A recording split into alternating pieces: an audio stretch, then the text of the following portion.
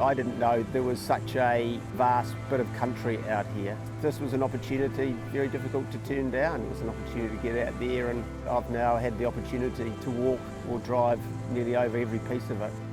You're on the hoof here, and you've got a lot of boulders and the tide to deal with.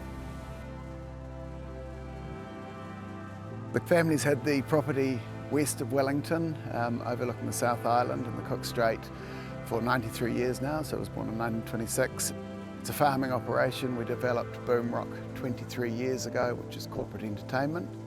We're very protective about the coastline and looking after it, trying to get it to regenerate, and that's where Capital Kiwi is very exciting for us. With this happening on the farm, it is really massive, and it's something I'm finding is becoming bigger and bigger for our businesses here. So it's really exciting, and 100% behind it. I just love to see kiwi rolling around the backyard, especially guests being able to see them as well. It'd be really special. So we're putting them every 100 metres along the coast, which is the same as what we're doing up top. It's just a case of picking a spot where you can get above the high tide mark in some of the steep areas.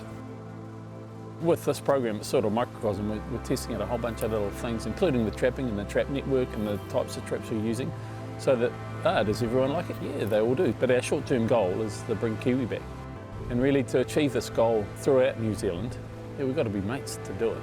And we've all got to be keen to do it and interested in all the rest of it, otherwise it's not going to work. So if your kiwi are doing okay, it means you're doing a great job with controlling the pest animals. Those birds that we bring back will take a couple of years to settle down and settle in and find their homes, and then we'll have our own birds breeding within our protected area within 5 years, and then it'll just be exponential after that.